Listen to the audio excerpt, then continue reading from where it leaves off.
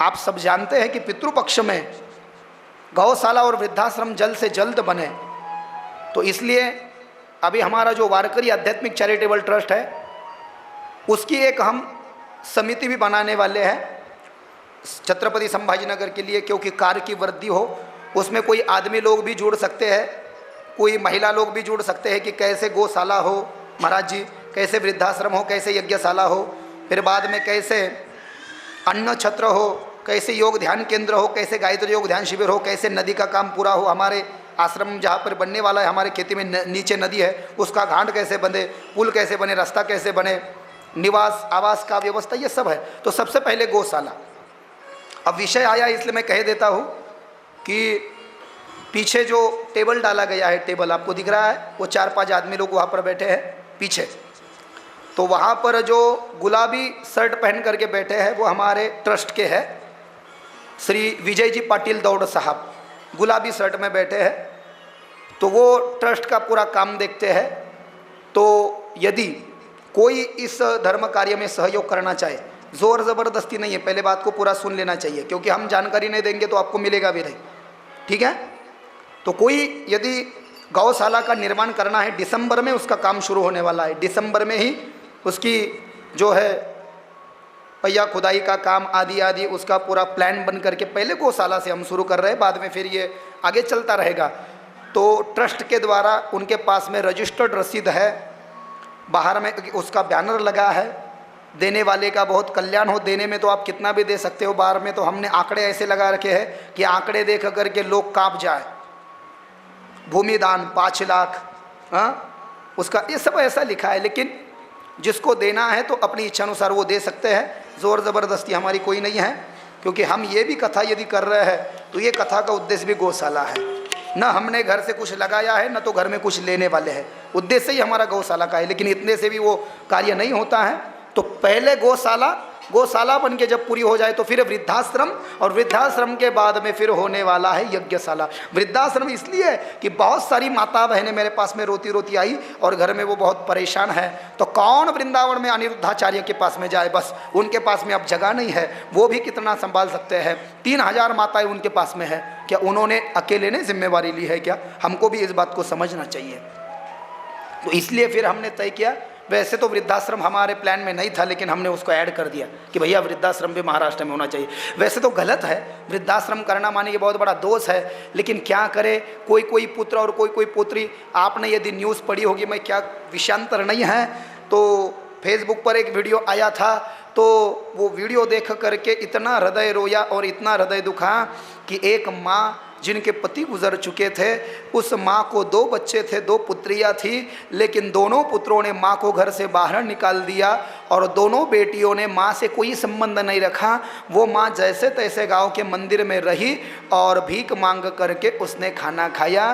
बीमार चल रही थी, मंदिर में ही वो माता मर गई और किसी को पता नहीं चला, बच्चों को पता नहीं चला और उसके लड़कियों को भी पता नहीं चला।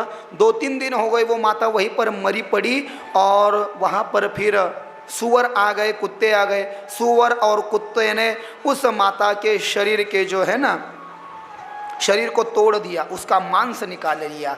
ऐसी विचित्र अवस्था में वो माता मर चुकी थी। बाद में जब शिनाख्त हुई कि ये कौन है, तो उस माता के दोनों पुत्रों को फ़ोन लगाया गया। पुत्र फ़ोन भी नहीं उठा रहे थे। अरे सुन तो लो, सुन नहीं रहे थे, तुम्हारी माँ मर गई। ये सुन करके उन निर्लज्ज पुत्रों ने फ़ोन रख दिया। इधर कन्याओं ने कहा हमारा कोई संबंध नहीं है। तो एक ट्रस्ट के लोग आए और उन ट्रस्ट के लोगों ने उस माँ का अंतिम संस्कार किया। जैसे तैसे उस माँ की एक बड़ी बहू आ गई। वो बड़ी बहू भी कही, बड़े बहू ने भी कहा कि मेरा और मेरे पति का कोई संबंध नहीं है, मेरे पति ने मुझे घर से निकाल लिया है, इसलिए सास का मेरा भी कोई संबंध नहीं है। लेकिन इंसानियत के नाते मुझे पता चला जैसे भी हो मेरी सास थी, इसलिए मैं आई। तो बाद में बड़ी बहू से, जो बेटे से अलग हो चुकी थी, उसके हाथ से अंतिम संस्कार कराए गए। ऐसे बहुत सारी घटनाएं हैं। मैं सबके लिए नहीं कहता, लेकिन आने वाला समय बड़ा कठिन है, जरा विचार करना। बच्चों को धन मत देना, मोबाइल मत देना, कार्टून मत दिखाना, टीवी मत देखना। देना हो तो संस्कार देना, क्योंकि पूर्व 40 वर्षों की भारत की हमारी ऐसी स्थिति है कि हमारे भारत में लगभग जो 135 करोड़ तक जो आबादी है उसमें से आज भी 40 करोड़ लोग भूखे पेटे ही सोते हैं। भारत की ये स्थिति है, ये रिपोर्ट है। न तो उनको सवेरे का खाना मिलता है, न तो उनको दोपहर का शाम का। इफेक्ट ऑन लेस एजुकेशन, उनमें शिक्षण नहीं है जवां, तो बेरोजगारी भी इतनी बढ़ गई। एक तो घटना हमारे संभाजीनगर में ही हुई, 1.5 वर्ष पूर्व या 2 वर्ष पूर्व मैंने पेपर में वो घटना पढ़ी कि एक दुष्ट ने तो ऐसा काम किया कि पति मरने के बाद में पति की पेंशन पत्नी को दी जाती है ना, तो एक बूढ़ी माँ को उसके पति की पेंशन मिल रही थी, लेकिन बच्चा मदिरा पान करने वाला था और माँ के पेंशन पर ही वो अपना सरगुजारा कर रहा था। माँ मर गई, माँ मर के 7-8 महीने हो गए, लेकिन ये कितनी दुष्टता की हद हो गई प्यारे।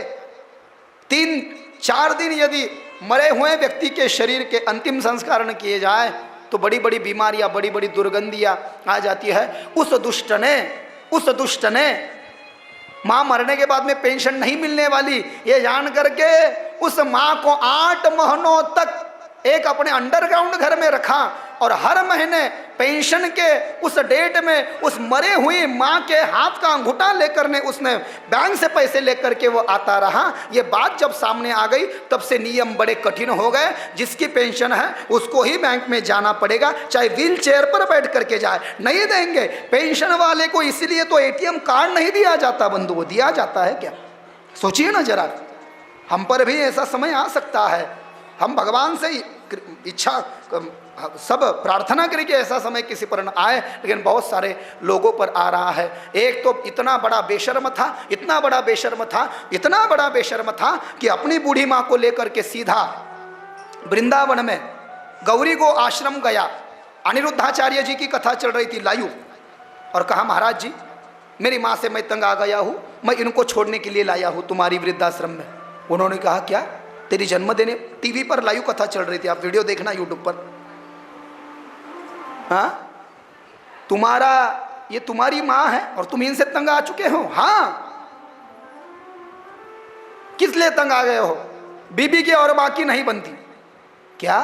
महाराज जी ने कहा बीबी की और माँ की नहीं बनती तो बीबी को ला करके छोड़ना वृद्धाश्रम में। हम तो तुम्हारे बीबी को भी संभालने को तैयार है ना। नहीं, बीबी को नहीं ला सकते। बोले क्यों? बीबी की तबीयत खराब रहती है। अरे लेकिन माँ तो जन्म देने वाली है ना। तुम कितने भाई हो? कहा 2 भाई है। कहा मेरा बड़ा भाई मुझसे भी ज्यादा बेशर्म है, मैंने तो भी अब तक माँ को घर में रहने दिया। बड़ा भाई इतना बड़ा बेशर्म है, वो कहता है बागबान करेंगे, 6 महीने तेरी तरफ 6 महीने मेरी तरफ, लेकिन मेरे तरफ तो मेरे बीवी की तबीयत खराब रहती है और इसलिए माँ की और बीवी की नहीं बनती, मैं माँ को नहीं रहने दे सकता। वो माँ के आंखों में आंसू आ गए। अनिरुद्धाचार्य ने कहा हमने तो वृद्धाश्रम बनाया है, उस नाते हमारा तो धर्म है भैया, तेरी इच्छा है तो हम तो संभालेंगे ही, लेकिन कोई माँ वृद्धाश्रम में अपने मन से नहीं जाती है। वो वहाँ पे इतना खुश नहीं रह सकती जितना खुश अपने घर पर रह सकती है। और कोई भी माँ अपने बच्चों से कभी पेमेंट नहीं मांगती है, ये अपने आप से पूछना। लेकिन क्या समाज में इतनी दुर्गंधी मच रही है और इतने विचारों की दुर्गति हो रही है कि बहुत सारे लोग, ये तो इतने सामने मैटर आ रहा है कि माता और पिता मरने के बाद में वो जो पुत्र है, वो जो पुत्रिया है, अंतिम संस्कार के लिए तक नहीं आ रही है। इस साल में तो कई सारी ऐसी घटनाएं प्रिंट मीडिया में आ गई, सोशल मीडिया में आ गई। इसलिए तो गौशाला पहला है और वृद्धाश्रम दूसरा है। कथा होने के बाद में बाहर उसका एक बैनर लगा है, उस पर उसके डिटेल है, आप उसमें सहयोग कर सकते हैं। उसमें तो हमने कितना भी कर सकते हैं, लेकिन कम से कम मैं अनुरोध करूंगा सबसे, कम से कम कोई 1100 कोई 2100, यदि आपके पास में ज़्यादा है तो आप तो पूरा भी दे सकते हैं। हम तो लेने के लिए तैयारी है, क्योंकि हम हमारे लिए नहीं मांग रहे हैं, हम जो मांग रहे हैं समाज के लिए मांग रहे हैं, और समाज से लेकर के ही समाज का कार्य हो सकता है। कोई अकेला व्यक्ति उसको नहीं कर सकता है। इसलिए आपको आज कल परसों, और कोई जोर ज़बरदस्ती नहीं है, यदि आपकी इच्छा नहीं भी है, आपके पास में नहीं है, तो हमारी जोर ज़बरदस्ती नहीं है, लेकिन हमारे क्या योजनाएं हैं और क्या करने वाले हैं इस बात का आपको पता होना चाहिए। इसलिए हमने आपको बोला, तो आप आपकी पद्धति अनुसार उसको कर सकते हैं। वृंदावन बिहारी लाल की जय। क्यों? क्योंकि दान से, ब्राह्मण दान ले लेकिन अपने लिए न ले। यदि आपने दान दिया भी है तो इसमें समाज का भी कार्य होना चाहिए। दान लेने का अधिकार ब्राह्मण को है और लिए हुए दान का प्रतिग्रह उसका कुछ हिस्सा वो समाज के लिए भी लगाए, इससे ब्राह्मण श्रेष्ठ हो जाता है।